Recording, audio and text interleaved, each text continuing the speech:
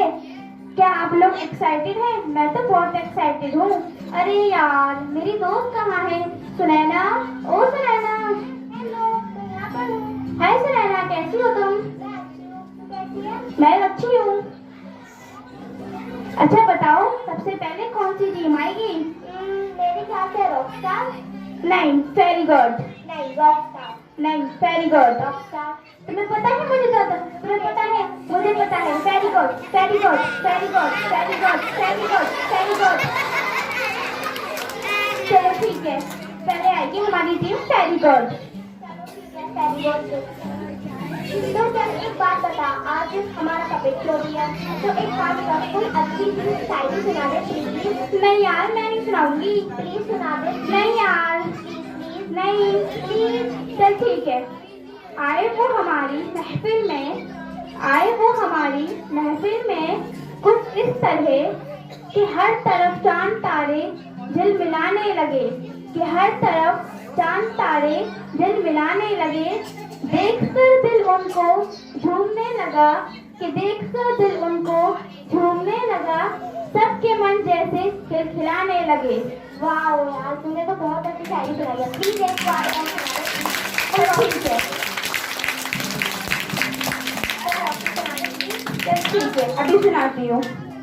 लाए हैं हम आपके लिए ढेरों कहानियाँ, दिखाएंगे हम, सुनाएंगे हम आज आपको इस पपेट शो में। तुमने बहुत अच्छी शायरी सुनाई है। शुक्रिया सुनैना। जोरदार तालियों से स्वागत करते हैं fairy god team. Welcome to fairy god team.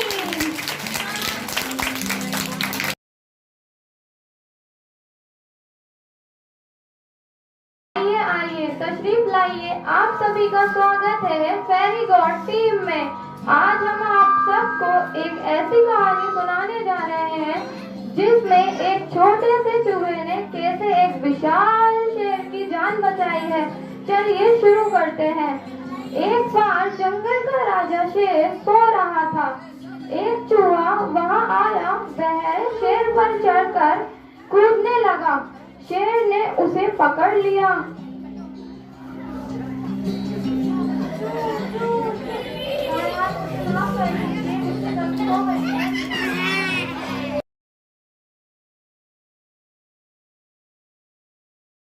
की बात है, बसंत का मौसम आया।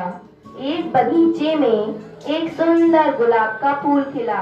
गुलाब के फूल को देखकर पास ही खड़े एक पेड़ ने कहा, इतने सुंदर फूल है, काश इतने सुंदर फूल मेरे ऊपर भी होते। अपनी तारीफ सुन के गुलाब के फूल को घमंड हो गया और उसने कहा, मैं इस बगीचे में सबसे सुंदर फूल हूँ, सब मुझे ही देखते हैं। इस पे सूरजमुखी ने कहा, तुम ही इस बगीचे में सुंदर फूल नहीं हो। गुलाब के फूल ने कहा, तुम ऐसा कैसे कह सकते हो? अब पास ही खड़े नागफनी को देखो, कितना बदसूरत है ये। इस तरह गुलाब नागफनी का अपमान करता, पर नागफनी गुलाब की बातों का बुरा नहीं लगाता। समय बीतता गया, गर्मी का मौसम आया। जल्दी बरसात न आने की वजह से कुछ फूल और पौधे मुरझाने लगे।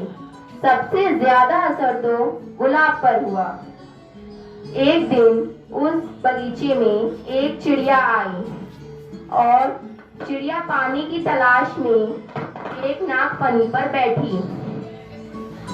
वह नागफनी के में से पानी चूस रही थी। उस पे गुलाब ने कहा, ये चिड़िया नागफनी के ऊपर बैठकर क्या कर रही है?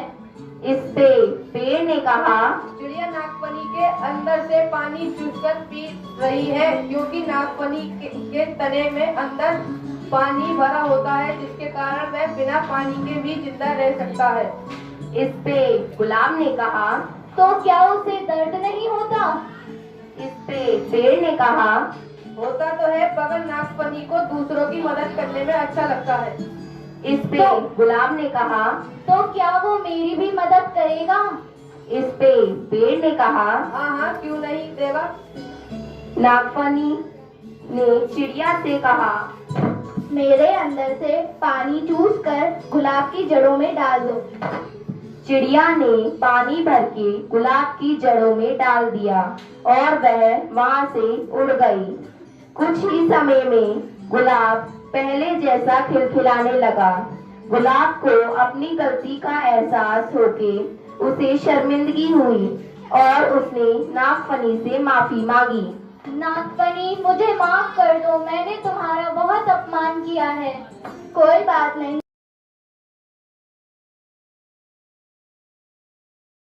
आज हम आपको एक कहानी सुनाएंगे। उस कहानी का नाम है सूरज और उत्तर की हवा। आइए और इस कहानी से कुछ सीख लीजिए। उत्तर की हवा अपने आप को बहुत ही शक्तिशाली समझता था। वो पृथ्वी पर जितने भी पेड़ पौधे थे उन्हें उखाड़ देता और नदी तालाबों को सुखा देता। उत्तर की हवा कहती, मैं सबसे शक्तिशाली हूँ, मुझसे ज्यादा शक्तिशाली और कोई नहीं। यह बात सुनकर सूरज कहता, ये तुम कैसे कह सकते हो कि तुम सबसे शक्तिशाली हो? कोई और भी तुमसे शक्तिशाली हो सकता है। यह बात सुनकर हवा कहती, ये कौन बोल रहा है? ओ तुम सूर्य।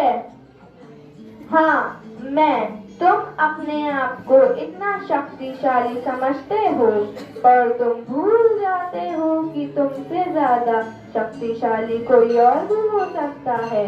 यह बात सुनकर हवा कहती है, कौन हो सकता है मुझसे ज्यादा शक्तिशाली?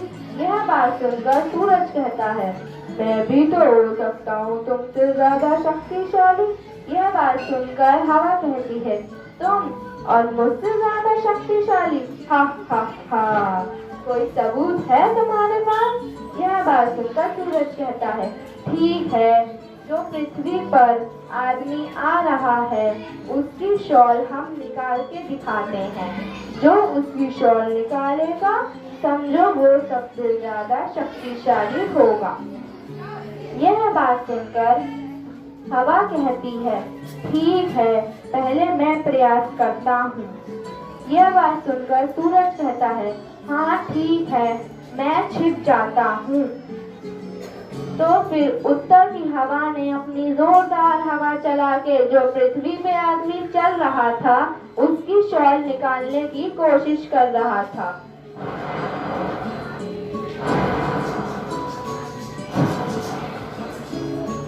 आदमी कहता है, अरे बाप रे, इतनी जोरदार हवा कहाँ से चल रही है? मुझे तो बहुत ही ठंड लग रही है, जल्दी से चला जाता हूँ यहाँ से। ऐसा कर करके बहुत ही थक गया और कहने लगा। हवा कहती है, अरे बाप रे, ये आदमी था कि कौन था? शॉल ही नहीं निकल रही थी उसकी मैं तो अभी बहुत ही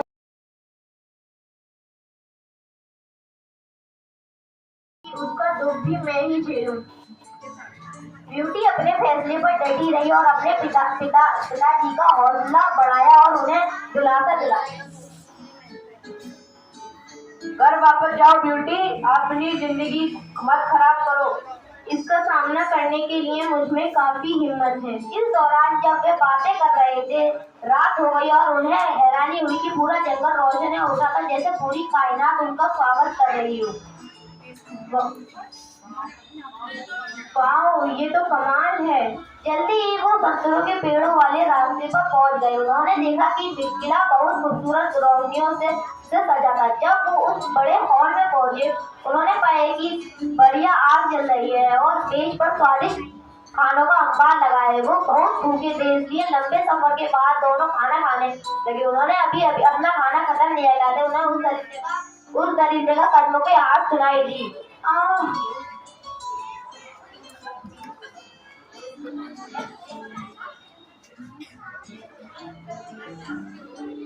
good evening beauty. Good evening महाराज। तो क्या तुम अपनी मर्जी से यहाँ आई हो? हाँ। क्या तुम यहाँ खुशी से रहोगी अपने पिता के चले जाने के बाद? हाँ। अपने घोड़े के पास वापस जाओ जो सोने से भरे ट्रकों से लदा हुआ है, जी तुम्हारे और तुम्हारी बाकी बेटियों के लिए। अलविदा ब्यूटी, मैं हर दिन तुम्हें याद करूंगा प्रिय। मैं भी आपको याद करूंगी पिताजी। और घोड़ा तुरंत वहां से भागा और जल्दी दूर ओझल हो गया। तुम ऊपर जाओ, आराम करो, good night. Good night. Beauty ने पहला दरवाजा खोला और पाया एक बहुत ही खूबसूरती से सजा हुआ कमरा सो गई। जब वो सुबह उठी उसने देखा कि उसका श्रृंगार मेज से सजा है, उस हर संभव चीज के साथ जो उसे चाहिए। उसने उस बड़े हॉल में अपना लंच पाया। लंच के बाद वो एक कोने में बड़े आराम से सोफे पर बैठ गई। क्या ये दरिंदा मुझे हमेशा के लिए कैदी बनाकर रखेगा? मैं खुद को कैसे आजाद करूं? इस बारे में सोचते सोचते वो फिर सो गई। अब शाम का समय था। उसने उस परिंदे की आहट सुनी। Good evening beauty. Good evening. क्या तुम मुझसे प्यार करती हो? क्या तुम मुझसे शादी करोगी?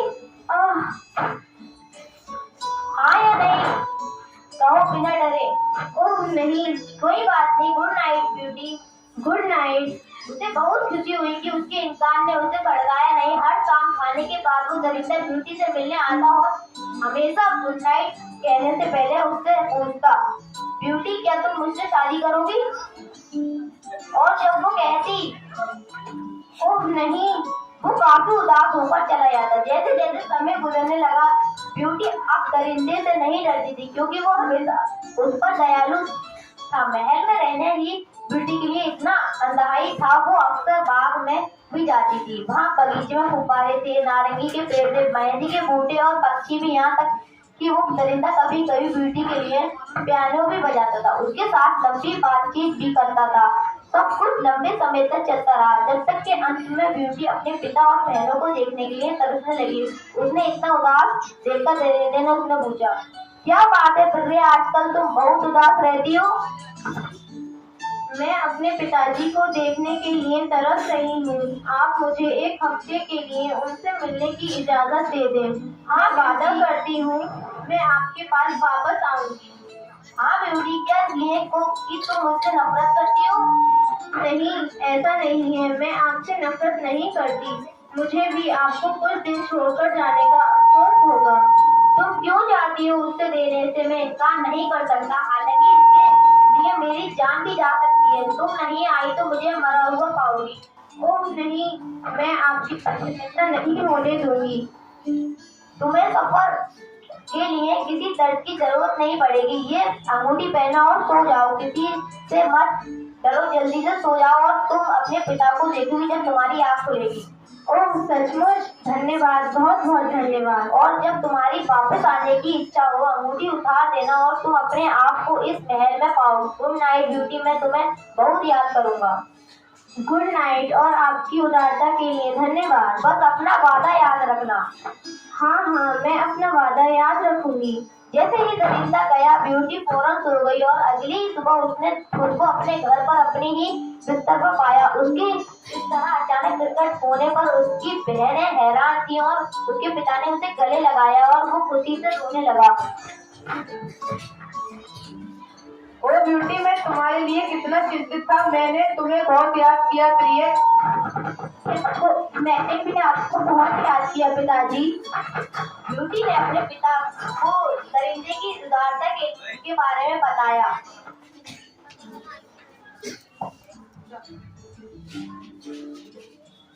तुम मुझे स्वयं बता रही हो कि वो दरिंदा तुमसे बहुत प्यार करता है और वो तुम्हारा प्यार और अंबार को अवतार अपनी उदारता जो नरम दिल्ली के लिए मेरे ख्याल से तुम्हें उसे फल देना चाहिए। वो करके जो वो चाहता है उसकी बदसूरत बहुजत।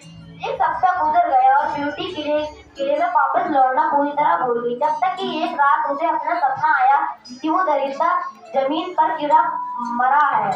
ओह मेरे भगवान! ब्यूटी उस सपने से इतना डर गई कि उसी शाम उसने अपने पिता और बहनों को अलविदा कहा। जैसे कि वो बिस्तर पर लेटी उसने अपनी अंगूठी उतारी और तब वो तुरंत सो गई जैसे और अगली सुबह वो उठी दरिंदे के महल में। वो उस जगह भागी जहाँ उसने दरिंदों को मरते हुए देखा और वो दरिंदा अभी भी वहीं पड़ा था। क्या ये सचमुच मर गया है? ये मेरी गलती है कि मैं तुम्हें अकेला छोड़कर गई। फिर उसे दोबारा देखकर उसने पाया कि अभी भी उसकी सांसें चल रही थी। जल्दी से जाकर वो पानी लेकर आई और उसके मुंह पर छिड़का और उसके बहुत खुशी हुई कि अब वो होश में आ चुका था। ओह प्रिय, तुमने तो मुझे डरा ही दिया था। मुझे नहीं पता था कि मैं तुमसे कितना प्यार करती हूँ। मुझे बहुत डर लग रहा कि कहीं तुम कुछ हो तो नहीं गया। क्या तुम सचमुच ऐसे बदसूरत प्राण से प्रेम कर सकती हो जैसा कि मैं हूँ? हाँ, मैंने देखा है कि तुमसे एक उदार और नरम दिल है और इससे ज्यादा मुझे क्या चाहिए जीवन में। ब्यूटी, क्या तुम मुझसे शादी करोगी? हाँ, मैं करूँगी। जैसे ही ब्यूटी ने ये कहा कि वो दरिंदा आगे चौराने वाली रोने से गया और फिर हवा में तैरने लगा और वापस नीचे आया। ओह, मुझे यकीन नहीं होता, तुम मेरे सपनों के राजकुमार हो। मैंने हमेशा तुम्हारा ही सपना देखा है।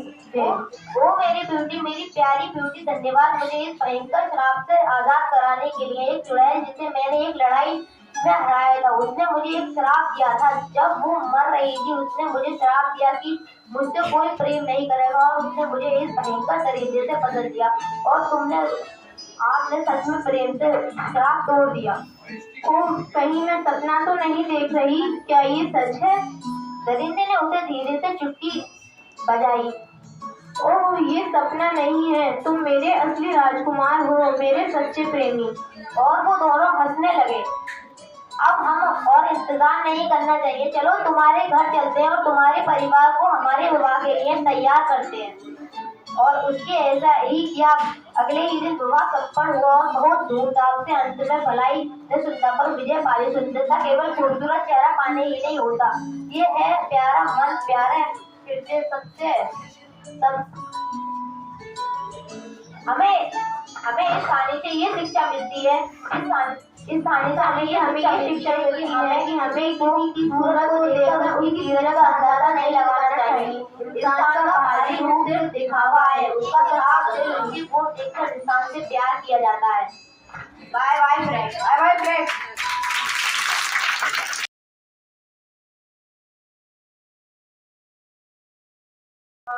और इस बात का उसे बड़ा घमंड था, मगर गधा तो गधा होता है और शेर तो शहंशाह। नियम के मुताबिक इस गधे को भी शेर शहंशाह के दरबार में सलाम मारने जाना था, पर वह नहीं आया तो शेर ने उसे बुलावा भेजा।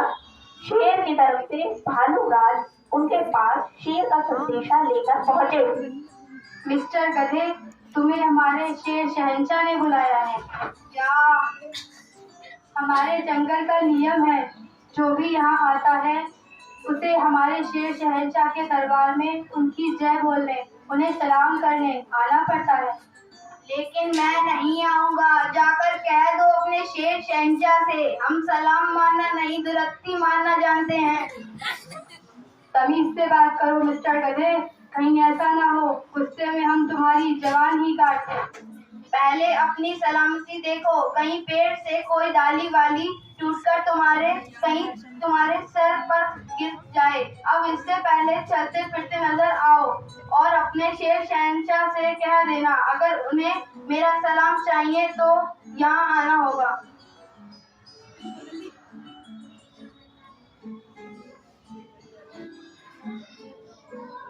भालूराज की बात सुनते ही शेर को गुस्सा आ गया। उसने गुस्से में अपने सेनापति बंदर भाई और नकलबग्गे को हुक्म दिया कि जाओ और अभी के अभी हमारे दरबार में उसे पेश करो। सुनते ही बंदर भाई और नकलबग्गा आनंद फानंद में गए और गधे को पकड़ लाए। गधे के आते ही शेर की ओर देखकर उसने अपनी दोनों दुर्तियां झाड़ी।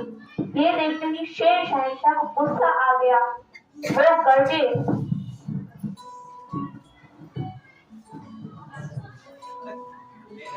ये कैसी गुस्ताखी है मिस्टर गधे, तुम हमारे सामने दुलत्ती क्यों मार रहे हो? अगर हमारा पंजा चल गया तो? शेर शहंशाह, मैं आपको दुलत्ती नहीं मार रहा हूँ, मैं आपको सलाम कर रहा हूँ। पिछले पैरों से सलाम मारना नहीं, दुलत्ती मारना कहते हैं। ये तो आप लोगों ने कहना शुरू कर दिया है, हम तो ऐसे ही सलाम करते हैं। बड़े बदतमीज गधे हो तुम। आज हम भी तुम्हें ऐसे उल्टे सलाम का उल्टा जवाब देंगे और वो होगी आपकी सजा। देखना शेर शहंशाह, कहीं सजा सुनाते हुए आपकी जुबान ना कट जाए। सजा सुनाते हमारी जबान नहीं, तुम्हारे सजा सुनाने के बाद तुम्हारी गर्दन कटेगी। हम इस गधे को सजा सुनाते हैं। सजा सुनाते हुए सचमुच हमारी जबान कट गई।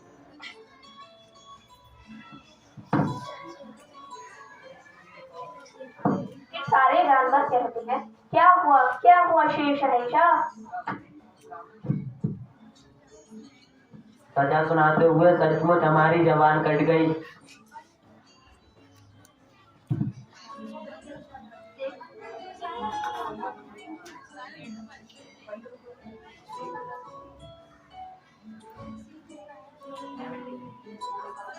यही कहा था, इस गधे की काली जबान है, ये जो बोलता है सच हो जाता है।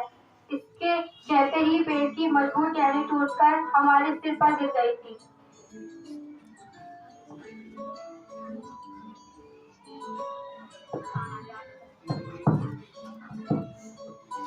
ऐसा थोड़ी होता है, मैं अभी इसे अपने जबड़े से नोचकर इसकी गुस्ताखी की सजा देता हूँ।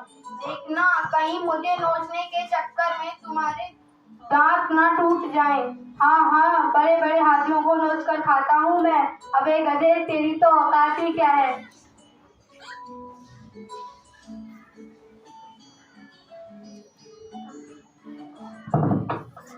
क्या हुआ लकड़बग्गा? लगता है मेरे दांत टूट गए। ऐसे कैसे हो गया लकड़बग्गा? तुम्हारे जबड़े तो इतने मजबूत होते हैं कि तुम हाथी को भी नोच कर खा सकते हो।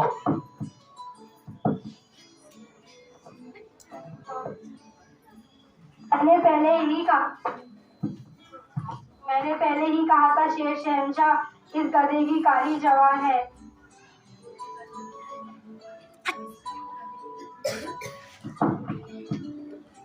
गधे, हम पंगा नहीं लेते। हम गधे नहीं, शेर हैं, शेर शहंशाह। जंगल में कोई भी हमसे पंगा नहीं लेता। इसने हमसे पंगा लिया। ये आज हमारा भोजन होगा। आज हमारी तरफ से सबको गधा पार्टी। अभी मैं एक गधे को नोच कर भोजन बनाता हूँ। संभाल कर शेर, कहीं आप भी किसी मुसीबत के भोजन न बन जाएं। हट, हम शेर हैं, शेर। क्या हुआ शेर शहंशाह?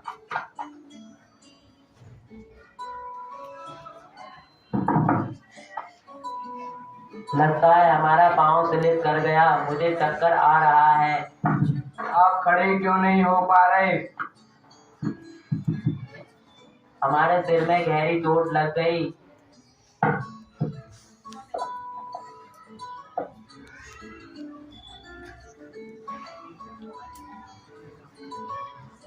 आप खड़े क्यों नहीं हो पा रहे?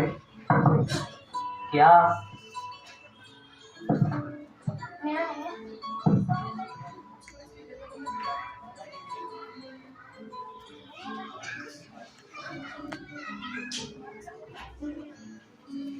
मैंने पहले ही कहा था शेर शहंशाह, ये जो बोलता है सच हो जाता है।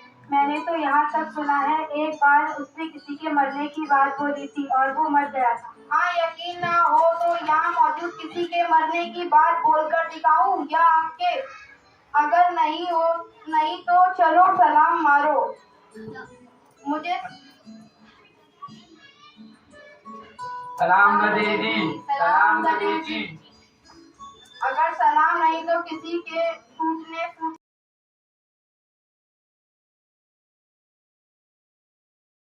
की कहानी। एक समय की बात है, एक किसान रहता था, वह बहुत ही आलसी था। वह हमेशा अपना काम दूसरों से करवाता था। गांव में सभी अपनी फसल काट रहे थे। उन्हें देखकर किसान को भी एक किसान रहता था। वह बहुत ही आलसी था। वह हमेशा अपना काम दूसरों से करवाता था। गांव में सभी अपने अपने फसल काट रहे थे। उन्हें देखकर किसान में ख्याल आया कि मेरी फसल भी तैयार हो गई है, अब इसे भी काटना चाहिए। परंतु